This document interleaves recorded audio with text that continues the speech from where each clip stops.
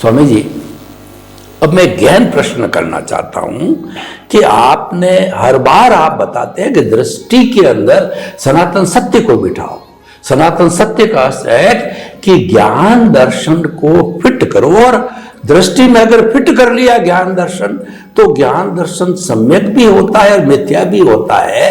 तो जो मैं समझाऊं, मेरा समझ को सही करना चाहता हूं, और भी महात्मा गण हैं जो साधनाशील है, वो भी इस बात को सुन करके और अपनी समझ को सही करेंगे कि अगर मैं जो कुछ भी मन वचन काया से जन्म से मृत्यु तक घटित होता है उसको कुदरती रचना देखता रहता हूं, मानता रहता हूं, उसमें पूरा रचा पचा रहता हूं, तो वो मेरा सम्यक ज्ञान दर्शन है।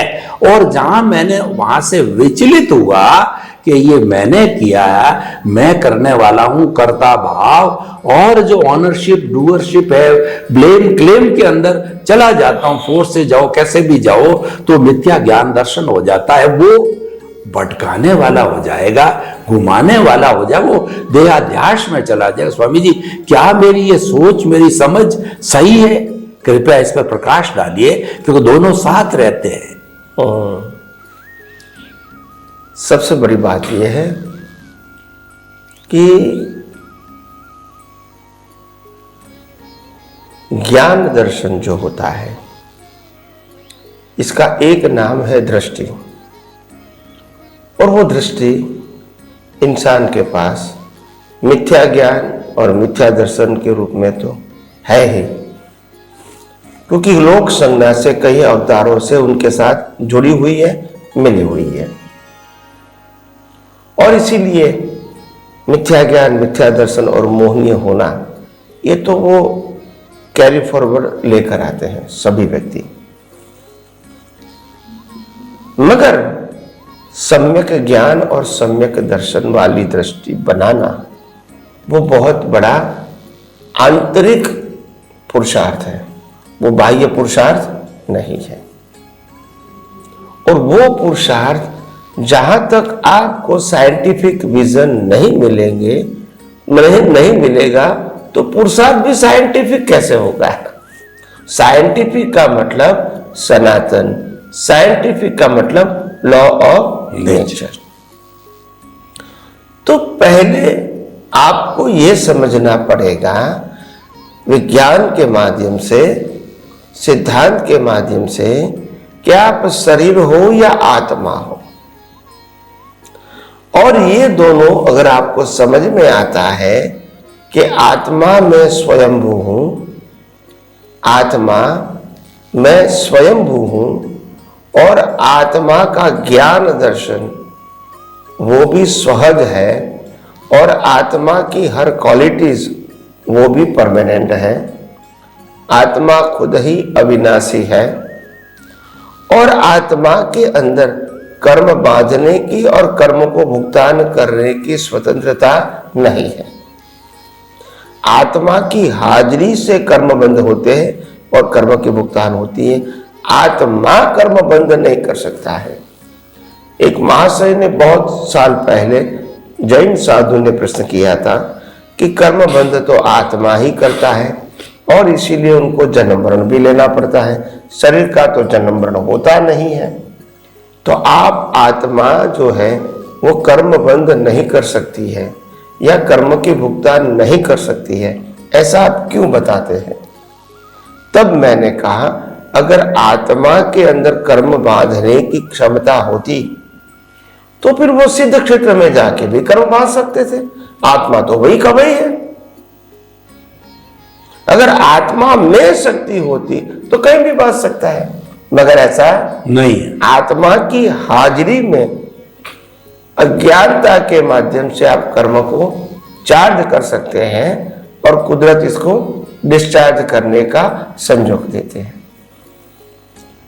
तो कहने का मतलब यह है कि हम कई अवतारों से सिद्धांत को समझने में भटक गए, और धर्म के अंदर खास करके धार्मिक सत्य, मन वचन काया की शुद्धि,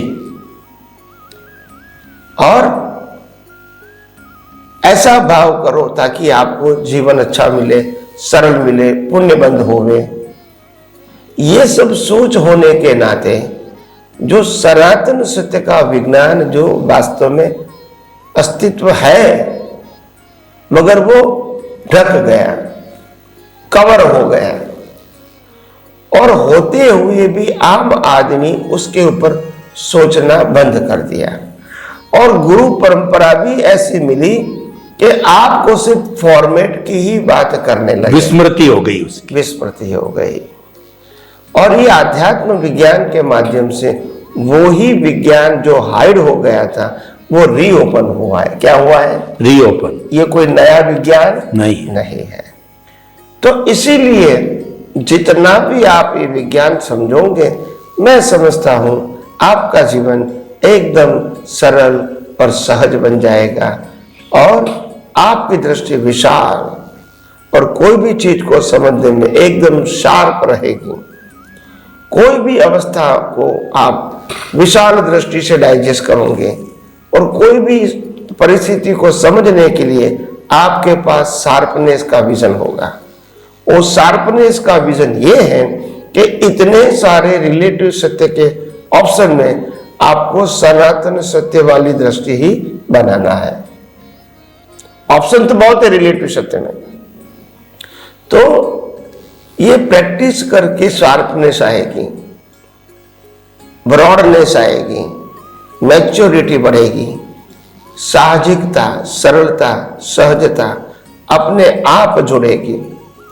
और इसीलिए मैं समझता हूं ये आध्यात्म विज्ञान इस कलयुग के अंदर जिसको भी संसार से मुक्ति पाना है उनके लिए तो दीवादारी समान है ही, मगर जो लोगों को मोक्ष में नहीं जाना है, केवल सामाजिक और धार्मिक जीवन जीना है, इसको भी अगर ये विज्ञान जानेंगे तो मैं समझता हूं उनका भी जीवन जो है धीरे धीरे बाहर की अवस्थाओं की असरों से मुक्त रहेगा और अंदर एक प्रकार की शांति और समाधान और स्थिरता की अनुभूति कर सकते हैं, जिसको आम लोग समाधि कहते हैं।